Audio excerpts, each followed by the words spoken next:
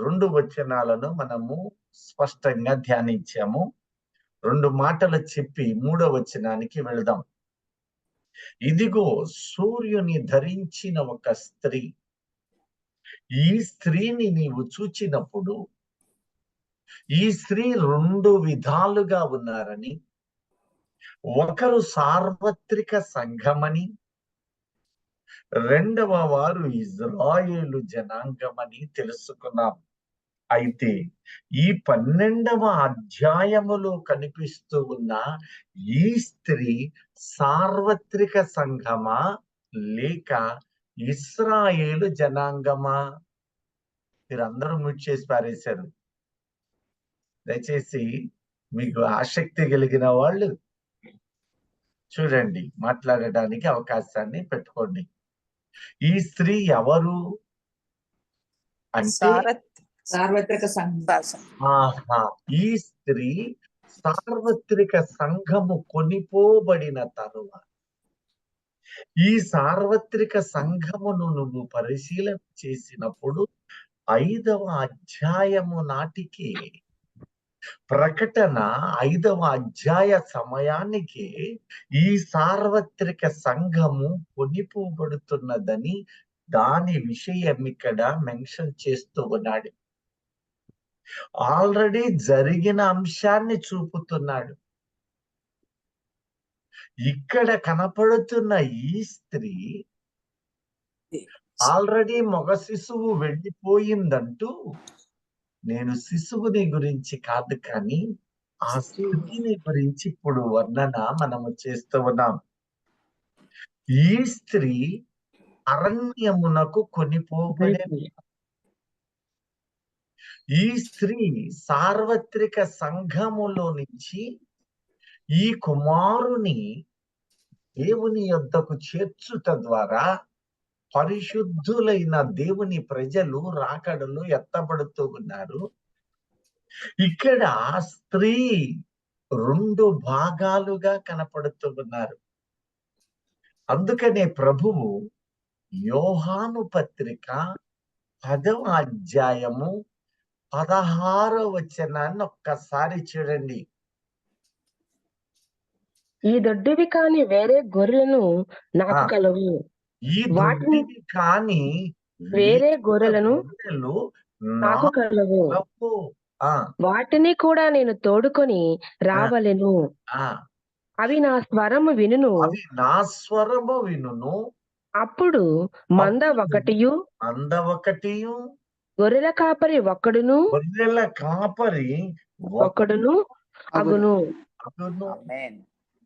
దేవునికి మహిమ కలుగును గాక. ఆమేన్. హల్లెలూయా. రాకడ వచ్చిన తరువాత మొదటి 3.5 సంవత్సరాల కాల శ్రమల యందు మాత్రము ఈ సంఘము, ఈ దొడ్డి 2 భాగాలుగా ఉంటే, ఒక దొడ్డి వారు హతసాక్షులగుట ద్వారా మాత్రమే ఎత్తబడుతూ ఉన్నారు. ఆ పైన ఇక వారికి ఎవ్వరికి లోకానికి అవకాశం ఇక లేదు. ఇక్కడ చాలా మంది సేవకులు సార్వత్రికమైన సంఘములో ఉన్న వారికి ఇంకా అవకాశము దేవుడు ఇస్తాడు అనే ఆలోచనలు కలిగి ఉంటారు. ఇక వారిది అక్కడికి ఖతమైపోతుంది, లేక అంతమైపోతుంది. ఇప్పుడు ఈ స్త్రీని గురించి నీవు జాగ్రత్తగా చూచినప్పుడు ఈ స్త్రీ 2 భాగాలై ఉన్నది. ఈ స్త్రీ ఇజ్రాయేలు కన్యకను చూపుతూ ఉన్నది.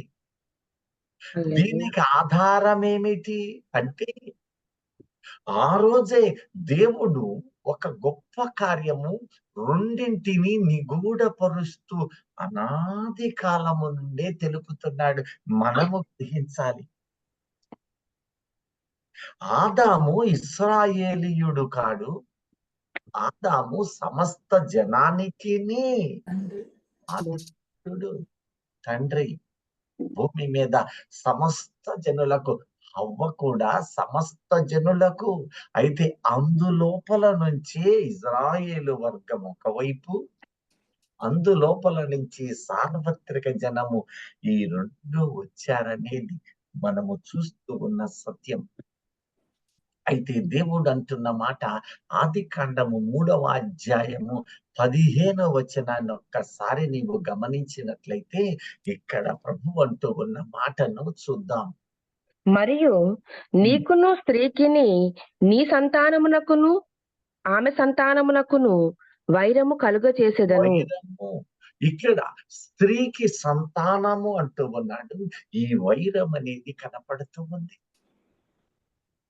ఇక్కడ మనము చూచిన ఆ స్త్రీని గమనించినట్లయితే ఇదిగో సూర్యుని ధరించిన ఒక స్త్రీ. సూర్యుడు అనగా నీతి సూర్యుడైన యేసుని ధరించిన. ఇక ఆమె శిరస్సు మీద 12 నక్షత్రముల కిరీటము. 13 నక్షత్రాలు ఇవ్వలేదు, 12. మీరు చూడండి మళ్ళీ ప్రకటన 12వ అధ్యాయం. ఇప్పుడు విశ్వాసి ఏం చేయాలి అంటే, నీ ఒక కిరీటములో ఏ కిరీటము పోలికలో నీవు జీవిస్తూ ఉన్నావో ఆ కిరీటము. నీకు ఉదాహరణ, పందెపు రంగమందు పరుగెత్తునప్పుడు 100 మీటర్లు పెట్టినప్పుడు ఒకే లైన్ ఉంటుంది. ఆ లైనులో ప్రథమమైన వానికి కిరీటము లేక బహుమానం వస్తుంది. ప్రియ దైవజనమా, హల్లెలూయా. ఆయన భూమిని నిర్మాణము చేసినప్పుడే ఈ తీర్మానము చేసి ఉన్నాడు. కారణము నుండి ఆయన నిరూపిస్తూ ఉన్నాడు. అక్కడ యాకోబు దర్శనాన్ని, ఒక నిచ్చెన వేయబడితే ఆ నిచ్చెన మీదకి ఎక్కుచు దిగుచు ఉన్న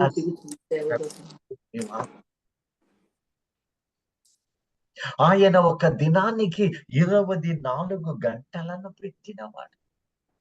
ఆయన సన్నిధిలో 24 పెద్దలున్నారు.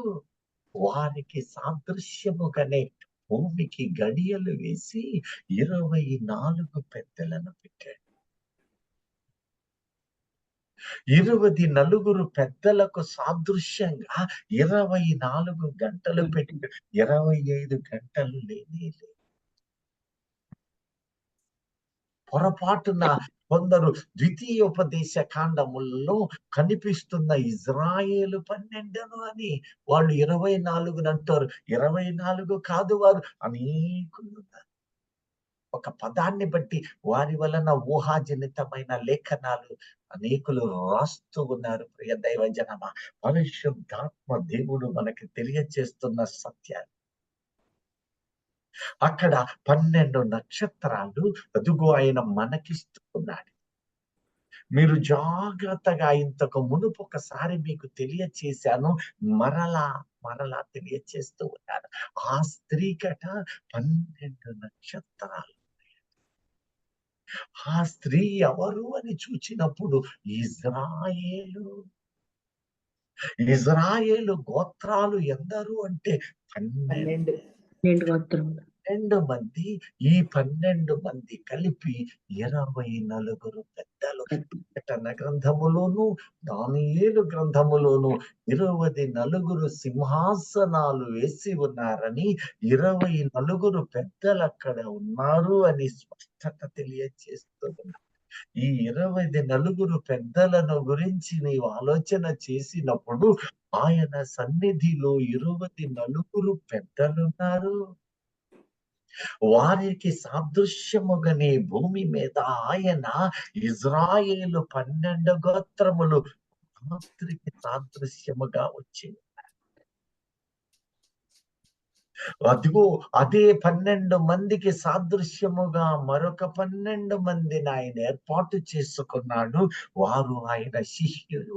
ఆయన అంటున్నాడు ప్రకటన 8:12లోను 12వ అధ్యాయం 45లో, నేను లోకమునకు వెలుగు.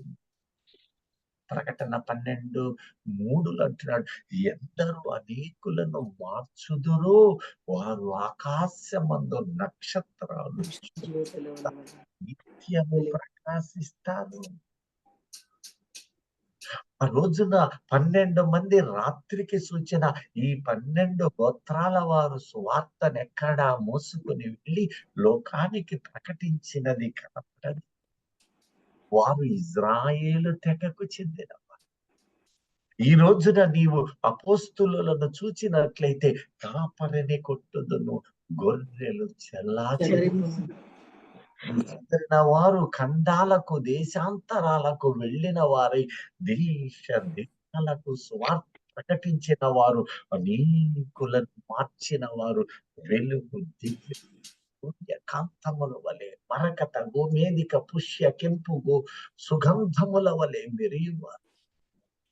ఈ రోజున ఇదిగో యేసు క్రీస్తుతో నడుస్తూ ఉన్న నీవు, నడిపిస్తూ ఉన్న నీవు ఆ రతనమును పోలిన వ్యక్తివిగానే ఉంటావు. నీవు ఇంకో రతనముగా మారవు. నీవు ఇంకో రతనము కాదు. వాళ్ళందరూ ఈ రోజున ఆ బైబిల్లో అపోస్తులుడు అనే పేర్లు పెట్టుకుంటూ ఉన్నారు. అపోస్తులుల క్రమము మంచిదే, కానీ అపోస్తులు వీరుగా ఉన్నారు. అయితే నీవు ఏ రతనము? నీలో ఎవరైనా ఒక్కరు నేను ఫలానా రతనాన్ని పోలి ఉన్నాను అని ఎరిగిన వారు చెప్పగలరా? చెప్పాలని ఇష్టపడుతున్నా. నేను ఒక రతనాన్ని పోలిన ఆ రతనం నాకు తెలుసు. ఎందుకని? ఆ రతనములో ఉన్న స్వభావాలు, ఆ రతనములో ఉన్న గుణగణాలు, క్రీస్తు ఎడల వారు నడిచిన నడత, నిస్వార్థమైన పిలుపుకు తగిన పిలుపు నడుస్తూ ఉన్నప్పుడు నీవు ఆ రతనము యొక్క పోలికలో నువ్వు ఉంటావు. అయితే నీలో నాలో కొన్ని మరకలు, అపోస్తుల పోలికలో నడవలేక కొన్ని బలహీనతలలో నీవు సాగవచ్చు, కానీ నీవు కొంత బలహీనతలో ఉండవచ్చు. వాటిని సరిచూసుకొని సంపూర్ణత పొందుటే దేవుని యొక్క సంకల్పము. నేను కొన్నిసార్లు బ్రతిమలాడుకుంటూ ఉన్నాను. నీవు ఏ రతనము యొక్క పోలిక నీకు తెలిస్తే నీవు ముందుకి సాగిపోతావు. అరణ్యములో 40 ఏళ్ళు సంచారము చేసి జారిపోయిన గుణము నీకు ఉండదు. నీకొక ఫలము దేవుడిచ్చువాడు, నీకొక కిరీటమిచ్చువాడు అని తెలిస్తే నీవు దానిని పట్టుకొనడానికి నీవు ముందడుగు సిద్ధపడతావు. ఈ రోజున మీరు ముందడుగు వేస్తున్నారని నమ్ముతూ ఉన్నాను. అయితే నీవు ఈ కిరీటము కోసం ప్రాకులాడుతున్నావు. పౌలు ఆయన స్వయంగా తెలియచేస్తున్నాడు. నా కోసము ఈ కిరీటమున్నది ఇదే కాదు, ఫలానా ఫలానా ఫలానా ఉన్నవి.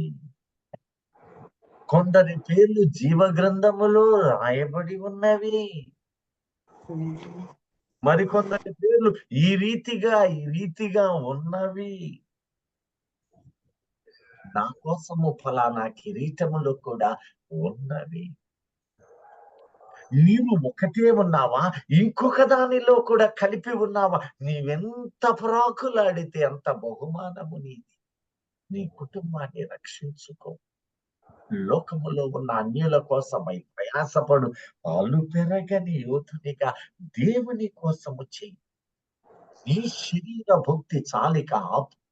నీ లోక సంబంధమైన వేదనాకరమైన శ్రమకరమైన వాటికి ప్రయాసపడి నీవు ఉంటూ దాని మీద ధ్యాస పెట్టినంత కాలము ఈ కిరీటపు విలువ నీకు తెలియదు.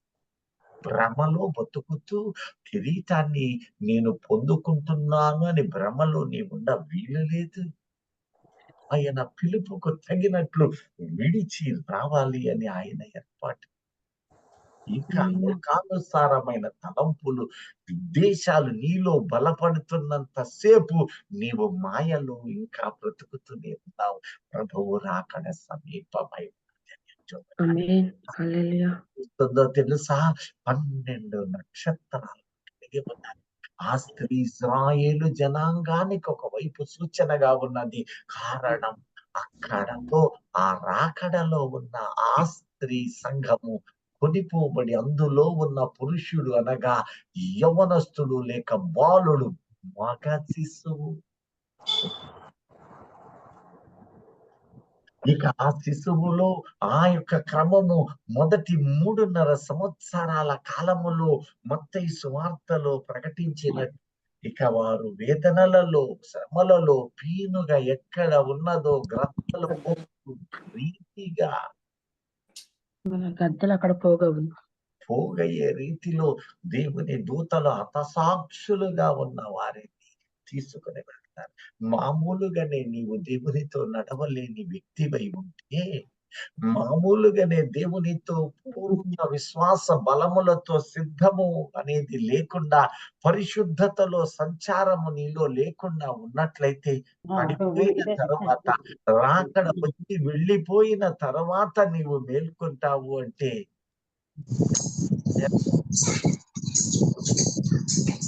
చెయ్యి.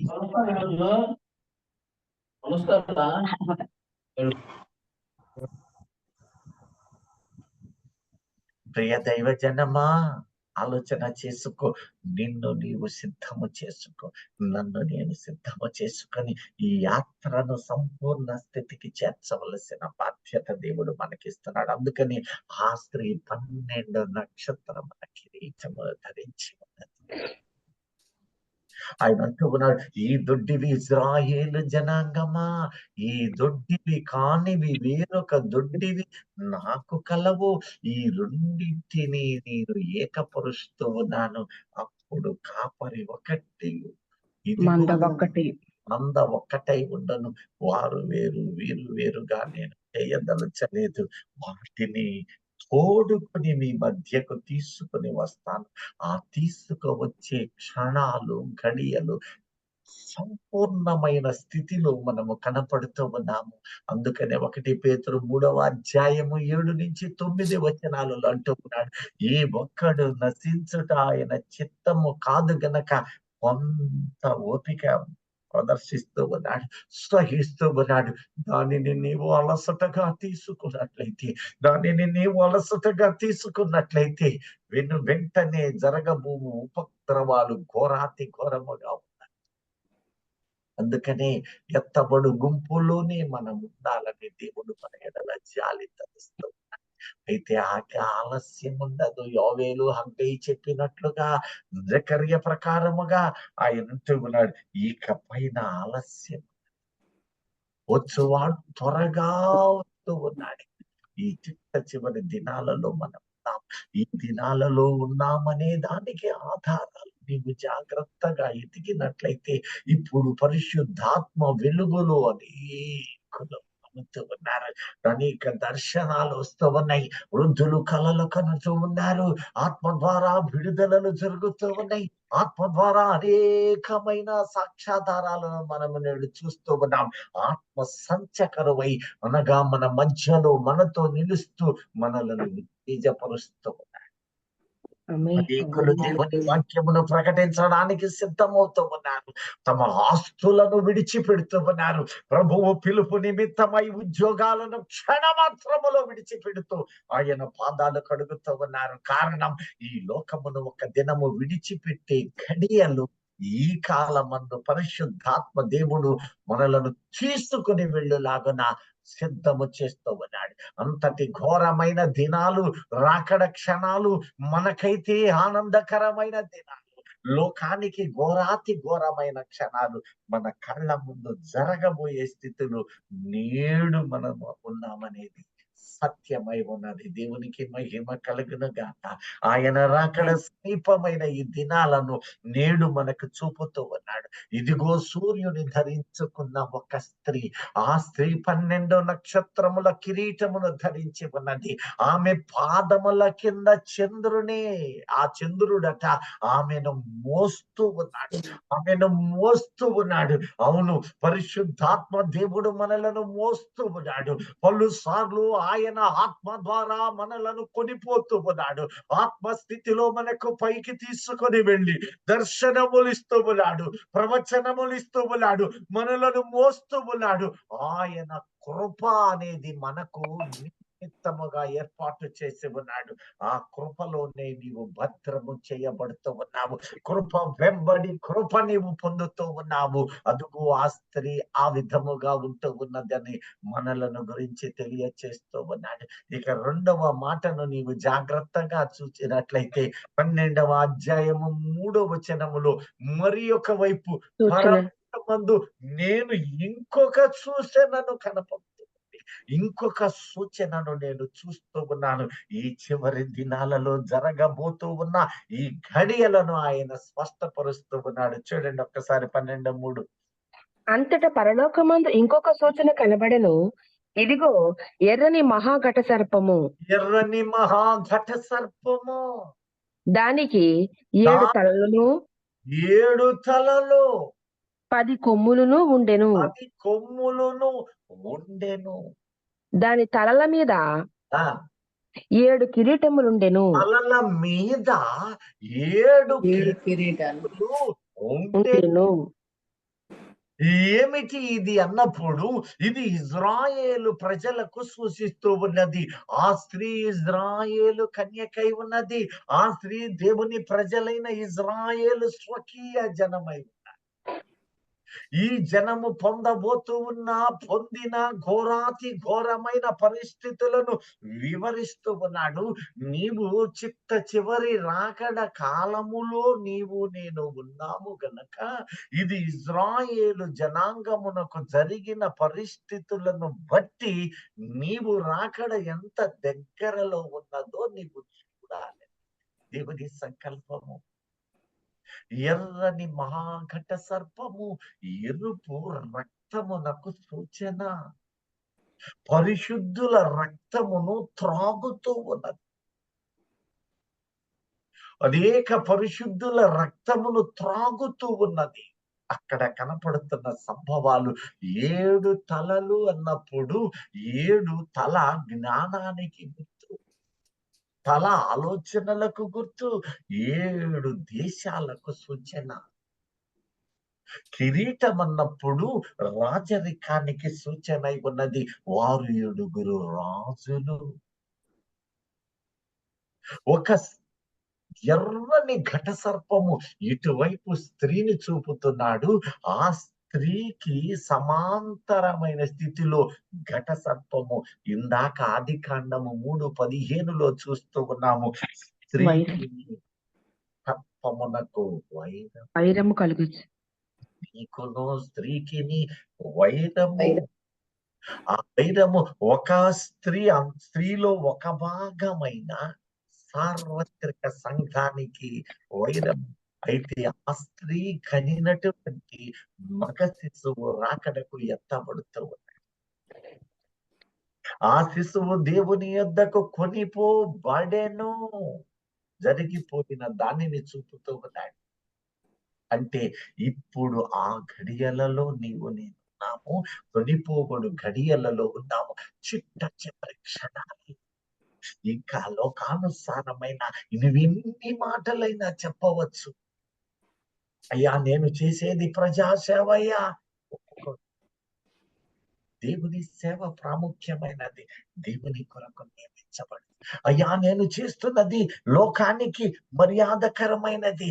ఆ మర్యాదకరమైన గడియలు దాటే పరిస్థితులు లోకము కఠిన హృదయులై దేవుని ప్రజలను హింసించే గడియలు.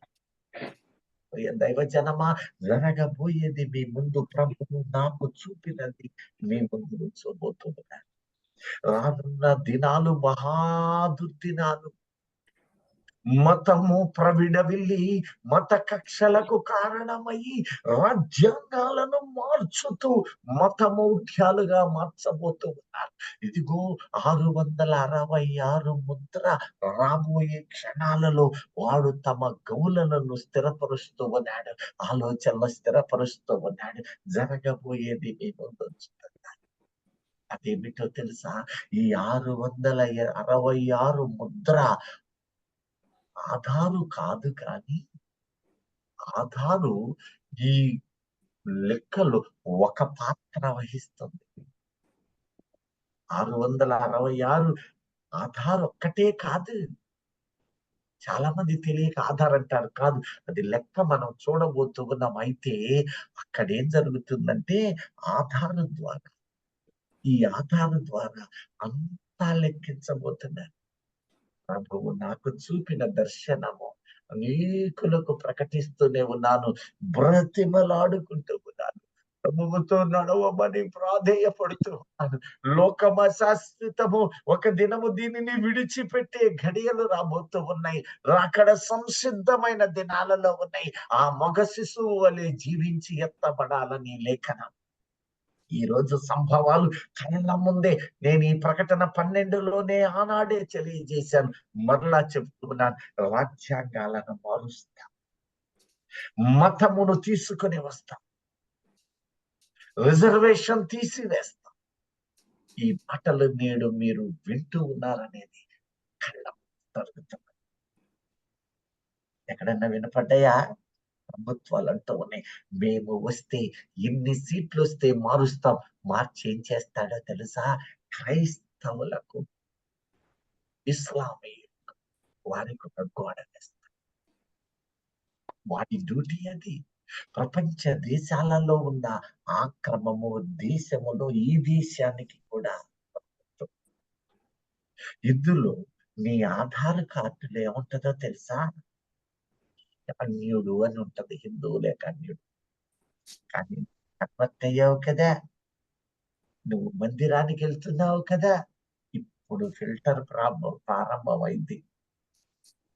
నీకు ప్రభుత్వ సంబంధమైన ఏదైనా రావాలి అంటే ఇక్కడ ఆధార్లో ఒక్కసారి అలా పెడితే నీ పూర్వోత్తరాలు, నీ కులము, నీ మతము, నీ యొక్క ఏరియా, నీ సమస్త డేటా అందులో పొందుపరచబడి ఉంటుంది. వాడు ఏం చేస్తాడో తెలుసా?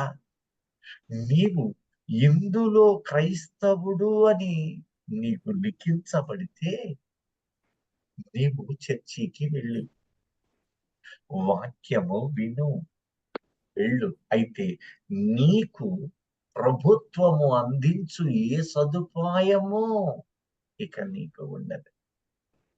నీవు are the second grade citizen అయిపో. రాసుకోండి, జరగబోయే క్రమము రాసుకోండి. మీరు ఒకవేళ ఆ ప్రభుత్వం రావద్దు అని ప్రార్థన చేసినా ఆ ప్రభుత్వమును, ఆ లేఖనములు నెరవేరునట్లు చిట్ట చివరి గడియల గనక దానికి అనుమతి ఉంటుంది. ప్రభువు నాకు చూపిన దర్శనము మీకు చూపుతున్నదా? ఖచ్చితంగా ప్రభుత్వం రాక మానదు. అయితే ఆ యొక్క గణనీయమైన స్థితిలో రాజ్యాంగ సవరణ జరుగుతుంది. అనేక దేశాలలో ఉన్న ఆ క్రమము మనది లౌకిక రాజ్యముగా మార్చి ఆనాడు రాసిన దానిని సవరించబోతూ ఉన్నారు. కారణం, ఈ ముద్ర తన పని తాను చేయాలి. ఒకవేళ ఆ రాజ్య ప్రకటన నూతనంగా వారు ఏర్పాటు చేసిన ఆ గ్రంథము రాజ్యాంగమును బట్టి నీవు అన్యునిగా ఉండదలిస్తే మాత్రము కన్వర్షన్ అనే పదానికి కథ ఉంది. నీ ఇష్ట ప్రకారముగా మత స్వేచ్ఛ ఉండ వీలు లేదు. ఉంటే నీవు క్రైస్తవుడు అని పలుకు, నువ్వు క్రైస్తవుడిగా ఉండు. అయితే మాది క్రైస్తవ రాజ్యము కాదు గనక నీకు ఈ ఫెసిలిటీలు ఇవ్వం. నీవు సెకండ్ గ్రేడే. ప్రతి సదుపాయము నీకు ముగిస్తూ ఉన్నాడు. అది వాడి ఉద్దేశం. ముద్ర కలిగిన వారికి, ముద్రను పొందగలిగిన వారికి బలవంతము చేయుచున్నద. బలవంతం. ముద్ర కలిగిన వారు ఆ ప్రజలై ఉండాలి, వాడి జనమై ఉండాలి. కాబట్టి ఇప్పుడు ఏమవుతుందో తెలుసా? నీవు అన్యునిగా ఉండినట్లయితే నీకు రావలసిన ప్రతి సదుపాయము నీవు పొందుకుంటావు. మీరు జాగ్రత్తగా గమనించినట్లయితే మన పొరుగు రాష్ట్రము మీద ఎలక్షన్స్ అప్పుడు ఇలాంటి ఒక స్లోగన్ ఆల్రెడీ వచ్చేసింది. మేము వారికి ఈ సదుపాయాన్ని రిజర్వేషన్ ఇవ్వము, మతం అనేది ఇక లేదు, మత సంప్రదాయం లేదనే సత్యము వారి నోట ప్రాథమికముగా రాని వచ్చింది. ఈ భారతదేశంలో 130 కోట్ల మంది ఉన్నారు. దీనిని అనుసరించిన దేశాలు ఈ ఖండానికి వ్యాపించబోతూ ఉన్నాయి. 666 మహాఘట ఘర్ వాపసి అనేది ప్రారంభమై, యూనికార్డ్ ప్రారంభమై, వెల్ఫేర్ మెజర్స్ అన్ని దానిలోనే పొందుపరుస్తున్నారు. దానితో లింకప్ చేస్తూ ఉన్నారు. మొత్తము నీరు అనుసంధానం, గాలి తప్ప అనేకమైనవి అనుసంధానం ఏకతాటి మీద తీసుకుని రావడమే వాడి ఉద్దేశం. ఇది కళ్ళ ముందు కనపడుతూనే ఉన్నది. వింటూ ఉన్నాము, చూస్తున్నామన్న వాళ్ళు మాత్రమే గ్రహించిన వారుగా హల్లెలూయా చెప్దాం. దేవునికి స్తోత్రం. హల్లెలూయా. హల్లెలూయా. ఒకసారి ఆలోచన చెయ్యి. అది అంతటితో ఆగదు. ఒక మతానికి అది ప్రారంభమై ముఖ్యముగా మతమని వారు పిలుస్తున్న ఈ మార్గము మీదకు నిశ్చయముగా రాబోతోంది. ఇది ఎప్పుడో కాదు, 2 సంవత్సరములు చూడు చాలు. 1-2 సంవత్సరాల కాలములోనే నిత్యముగా అది రాబోతుంది, స్థిరపరచబడుతూ ఉన్నది. దేశమంతా ఇది జరగబోతూ ఉన్నది. ఇది పరిశుద్ధాత్మ దేవుడు మనకి తెలియజేస్తున్న సత్యం. హల్లెలూయా. నీ పరిస్థితి ఏమై ఉంది? అందుకని ఇక రాకడ నీ ముందున్న మార్గం ఒకటే. సిద్ధపడి స్థిరపడి ప్రభువు కోసము ప్రాకులాడి ఆయన పాదముల చెంత నీవు సంపూర్ణత పొంది ఆయనలో లేని ప్రజలను, బలహీనులను అందరినీ సిద్ధము చేస్తూ పరిశుద్ధమైన రాకడకు సిద్ధపరుస్తూ ఆయన ఎదుట సిద్ధముగా. ఆయన ఎప్పుడైతే వస్తాడో ఈ మహాశ్రమలకు నిన్ను విడువడు కనుక నీవు ఆయనతో వెళ్ళిపోతావు. మిగిలిపోయావో నీకొక వైపు రేషన్ రాదు, తిండికి రాదు, లోకములో నీకు ధన సమృద్ధి రాదు, ఉద్యోగము రాదు, వ్యాపార స్థిరత్వము రాదు, లైసెన్సులు రావు. మొత్తము నీ బిడ్డలు ఘోరాతి ఘోరమైన వేదనలకు తావిచ్చే ఘోరమైన పరిస్థితి రాబోతుంది. ప్రియదే ప్రభువు పలుసార్లు ముందు జరగబోయేటటువంటి స్థితిగతుల్లో మనకు ముందుగానే హెచ్చరిక చేయబోతూ ఉన్నవాడు, చేస్తున్నవాడు. మీకు ఆనాడే ఒక దర్శనాన్ని మీ ముందే ఉంచాను. అదేంటో తెలుసా? కరోనా గురించి. అది పోయిందని భ్రమలో వద్దు. అక్కడ భూమి మీద నోవహు కాలములో ఉన్న ఆ క్రతువు ఉండి తీరుతుంది. అది వెళ్ళిన తర్వాత, ఉగ్రత పోయిన తర్వాత, గాయాలు శరపరంపరల మీద కొట్టినప్పుడు ప్రతి వాణి గుండె బలహీనమవుతుంది. ప్రతి వాణి ఆలోచనలు భంగపరుస్తూ ఉన్నాయి. ఈ రోజున కనపడుతున్న సంభవము మీరు చూస్తూనే ఉన్నారు. అది కొట్టి వెళ్ళిన తర్వాత ఆ దేహము గుల్లగా మార్చబడుతూ ఉన్నది. యవనస్తులు కూడా నడుస్తూ పడిపోతూనే ఉన్నారు. అది ఏమిటంటే పోస్ట్ కోవిడ్ ప్రభావం అని పలుకుతూ ఉన్నారు. మీకు 2019లోనే నేను ఈ మాట అది అంతటితో ఆగదు. వేవ్స్ రూపంలో రాబోతూ ఉన్నది. అనేకమైన వేవ్స్ గా వస్తూ ఉన్నది. పర్వాలేదు. అంతేకాదు, ఆ రోజే చెప్పాను, ఈ మందులను వేయడం ద్వారా అవి వికటించిన వాళ్ళు ఘోరాతి వ్యసనములు పడుతున్నారు.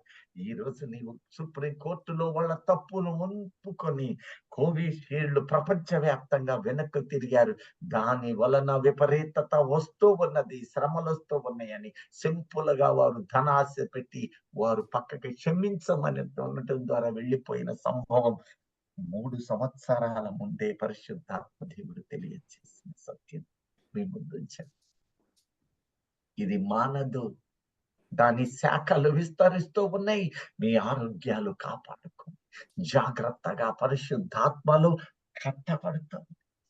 మీరు ఇది మాటను ఎరిగి ఈ వారములో సుప్రీంకోర్టు వారికి అక్షంతలు వేసిన సంభవము మీ చరిత్రను స్పష్టంగా చూచి విన్నవారైన వారు మాత్రమే దేవునికి మహిమ చెల్లించుకుందాం. హల్లెలూయా. హల్లెలూయా. ఆయన తన ప్రియులకు స్పష్టపరచువాడు. కారణం రాబో ఉగ్రత తీవ్రత ఎంత ఘోరంగా ఉంటుందో తెలియపరుస్తూ మనలను బలపరుస్తూ, నీవు ఒకవేళ విడువబడినట్లయితే నీ పరిస్థితులను బట్టి నీవు వేదన పడకుండా పరిస్థితుల కాలం అందే మనకు విపులంగా తెలియచేస్తూ ఉన్నాడు. వాడు 666 సిద్ధం చేస్తూ ఉన్నాడు.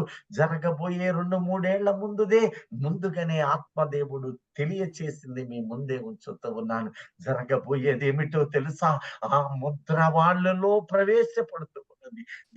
దేశాల వాళ్ళు ఇక్కడ ఆ దేశపు గాని, అక్కడి వాళ్ళు ఇక్కడ ఉండడానికి వీలు లేదని, ఏ దేశ పౌరసత్వము కలిగిన వాళ్ళు ఆ దేశములో ఉండాలని ఆ స్వార్థ రహితమైన గుణము మాని స్వార్థహితులుగా మారి జనము మీదకి జనము, రాజ్యము మీదకి రాజ్యము రాబోతూ ఉన్న కాలాలు నీవు చూడవు. ఇప్పుడిప్పుడే లేస్తూ ఉన్నారు. ఆ దేశ పౌరులు మాత్రమే ప్రథమ పౌరులుగా, మిగిలిన వారు సెకండ్ గ్రేడ్ పౌరులుగా ఉంటూ ఉన్నారు. నేడు మన దేశానికి కూడా ఇది సంభవము కాబోతూ ఉన్నది. మన దేశాన్ని ఆదర్శంగా తీసుకున్నటువంటి మిగిలిన పొరుగు దేశాలు కూడా ఈ బాటను పట్టబోతున్నారు. ఎక్కడకు వెళ్ళినా ఘోరము. ఒకడు సింహము నోట తప్పించుకొనగా వానిని ఎలుగుబంటి కాటువేసి, ఎలుగుబంటి నుంచి తప్పించుకున్న ప్రయత్నం వచ్చేసి ఒక గోడ యొద్దకు వచ్చినప్పుడట అక్కడ సర్పము కాటు. ఏది ఏమైనా సరే ఆ వేదనలు ప్రారంభ దశలోనికి వచ్చినాయి. దానికి ఆధారమే 12వ అధ్యాయం 3వ వచనమును చూసినట్లయితే, రాకడ దినాలలో ఉన్న నీవు ఇదిగో ఎర్రని మహాఘట సర్పం, దానికి 7 తలలు, 10 కొమ్ములు. నీవు మొదటి తల దగ్గర ఉన్నావు అనుకుంటున్నావా? 3-4 తలల దగ్గర ఉన్నావా? 6వ తల దగ్గరకు వచ్చావా? 7వ తల ప్రారంభ దశలో ఉన్నది. ఏ క్షణానైనా ఏకమైన మనస్సు కలిగి ఉండబోతూ దైవ జనమా చూడండి. దేశాల మీదకు రౌద్రముతోటి ఆ దేశాలు రాబోతూ ఉన్నాయి. 7 తలలు అన్నప్పుడు ఆ రాజులు 7 కిరీటాలు. 7 ఏమిటి అంటే రాకడ దగ్గరలో నీవు ఉన్నావు గనక ఇజ్రాయేలును మనకి సాదృశ్యపరిచి ఉన్నావు. ఇజ్రాయేలును మొట్టమొదట 430 సంవత్సరాలు వేదనలకు గురి చేసిన మొట్టమొదటి తల ఐగుప్తు. అది ఐగుప్తును దాటేవారు అష్షూరు యొద్దకు ప్రవేశించారు. ఐగుప్తు తల, 9వ తల కూడా జరిగిపోయింది. అది ఏమిటో తెలుసా? అష్షూరు. ఆ తర్వాత ఇజ్రాయేలు బబులోనికి వెళ్ళి ఉన్నారు. 3వ తల బబులోను. నెబుకద్నెజరు దానియేలు కాలములు దాన్ని సూచిస్తూ ఉన్నాయి. తర్వాత దానియేలు కూడా తెలియచేస్తున్నాడు. 4వ తల మాదీయ పారసిక దేశం అనగా ఇరాను, ఇరాక్. ఇరాన్ అధ్యక్షుడు 15 దినాల ముందు ఒక మాట అన్నాడు.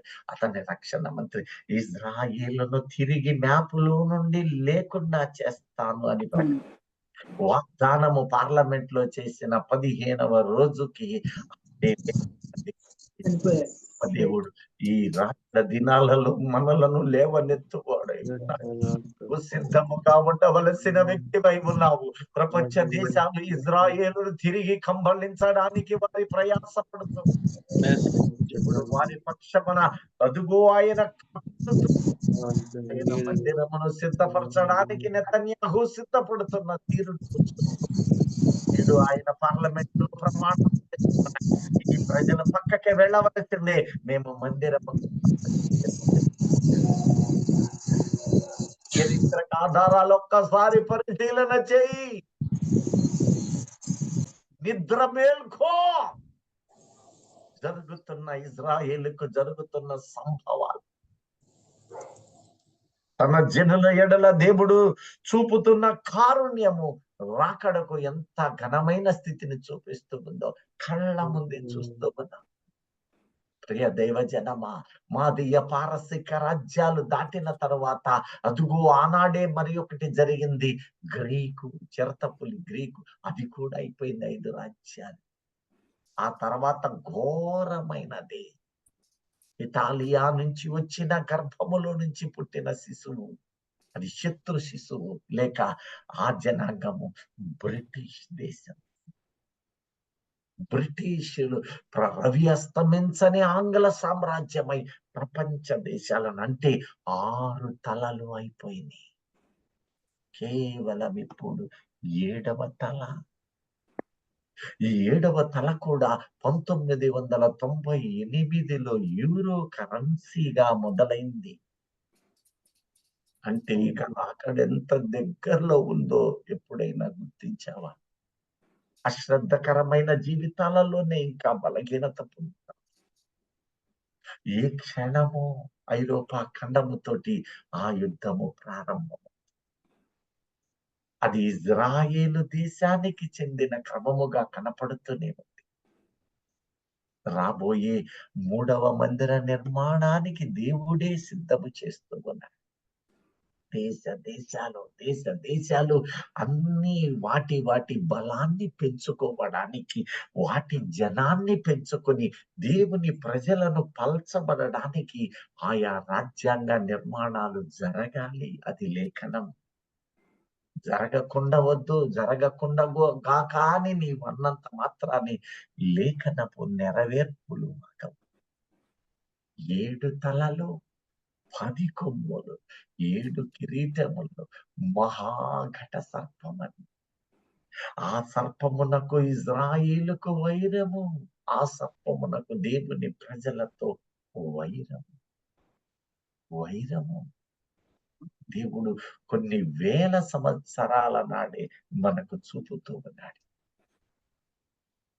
ప్రియ దైవ జనమా, ఈ ఇశ్రాయేలు జనాంగము ఆత్మ సంబంధముగా క్రీస్తుని కలిగిన వారా, లేదా ఆనాడు వారు శరీర రీతిగా గమనించాము, కానీ ఆత్మీయ స్థితిలో నేడు మనము గుర్తించడము దేవుని సంకల్పం.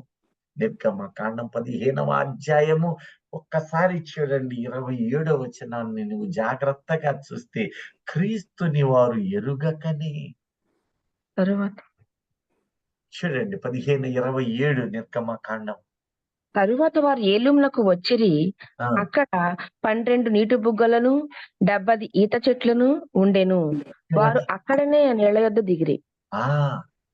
ఇక్కడ అంటూ ఉన్నాడు సంఖ్యాకాండము 33:8-9 వచనాలలో కూడా ఒక కమ్మని మాట. పీహహీరోతులో నుండి బయలుదేరి సముద్రం మధ్య నుండి అరణ్యంలోనికి చేరి యాతాము అరణ్యమొద్దు 3 దినములు ప్రయాణము చేసి మారాలో దిగిరి. మారాల నుండి బయలుదేరి ఏలీముకు వచ్చిరి. ఏలీములో 12 నీటి బుగ్గలను 70 ఈత చెట్లను ఉండెను. అక్కడ దిగిరి. ఆ రోజు ఆ స్త్రీని నీవు జాగ్రత్తగా చూచినట్లయితే, ఈ శరీర రీతిగా వారు 12 నీటి బావుల దగ్గర దిగారట. నీటి తీస్తే ఈ బావులు 12 మంది పాత నిబంధన యొక్క గోత్రాల వారు 12 నీటి బావుల యొద్దకొచ్చారు. వారు శరీర రీతిగా వాటిని కనుగొన్నారు. త్రాగారు. అయితే నీవు జాగ్రత్తగా చూచినట్లయితే ఈ నీటి బావులు నేడు మనకు కూడా నీటిని అందిస్తూ ఉన్నవారు. వారు 12 మంది అపోస్తలులు. ప్రభు ఆనాడే ఆ మాటను శరీర రీతిగా వారు దిగి 12 బావులను కనుగొని వాటిలో త్రాగిన నీళ్లను ఆత్మ సంబంధమైన బావులుగా చూపుతూ ఉన్నాడు. ఆత్మ సంబంధమైన బావులుగా చూపుతూ అదుగో ఆ 12 గోత్రాల వారిని తెలియచేస్తూ ఇజ్రాయేలు దొడ్డి. ఇక్కడ ఈ 12 నీటి బావులు అపోస్తులులైన నూతన ఈ కిరీటాలు. వాటితో వీటితో ఆయన తెలియచేస్తున్నాడు. ఆ దొడ్డి దగ్గర నిలబడి ఉన్నాడు. ఇజ్రాయేలు ప్రజల మధ్యలో ఉన్నాడు. నీటి బావులు పొందుకున్న ఈ దొడ్డి ఉన్నది. ఈ దొడ్డి సమస్త లోకములో నుంచి కొనబడిన క్రీస్తు రక్తముతో కొనబడిన విశ్వాసులు. ఈ విశ్వాసులను తోడుకొని నేను వస్తాను. ఇందాక యోహాను 10:16లో నేను రాబోతూ ఉన్నాను. అప్పుడు మంద ఒకటి, కాపరి ఒక్కడును అగును. ఏకము చేస్తాను అని కొన్ని వేల సంవత్సరాల నాటి చూపాడు. వాళ్ళను తీసుకొని వచ్చాడు. అక్కడ కొన్ని బావులు ఉన్నవి. ఆ బావులతో ఏకము చేశాడు. వారు ఆ నీటిని పొందుకున్నారు. ఆ నీరు జీవపు ఊటయై ఉన్న క్రీస్తుని కలిగి అవి 12 బావులు, 12 మంది అపోస్తులు. వారి ద్వారా నీవు ఒక క్రమములో రాబడిన వ్యక్తివి. వారి ద్వారా అందుకున్న స్వార్థలో బలపడిన వ్యక్తివి. రాకడకు సిద్ధమైన వ్యక్తివి. మనలను తోడుకొని వచ్చు గడియ ఉన్నది. ఆ గడియ సమీపమై ఉన్నది. ఒక్కసారి ఎత్తబడినట్లయితే, ఒక్కసారి సంఘము ఎత్తబడినట్లయితే వారిని తీసుకొని ఏకపరుస్తూ ఉన్నాడు.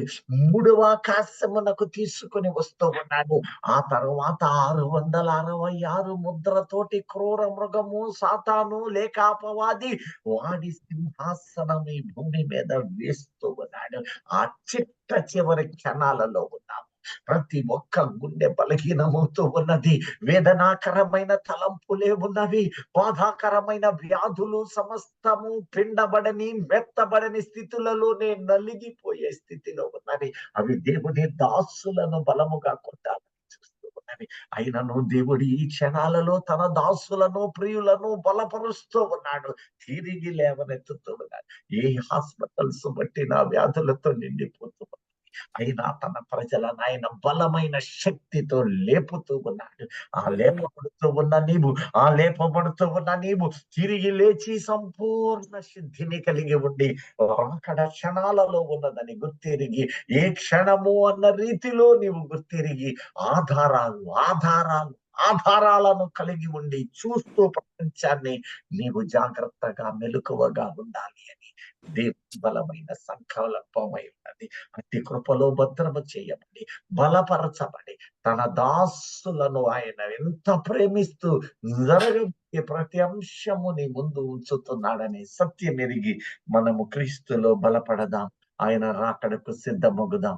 దేవుడి ఈ మాటలు మన వినికిడిలో దీవించి రాకడకు సిద్ధపరచునుగాక.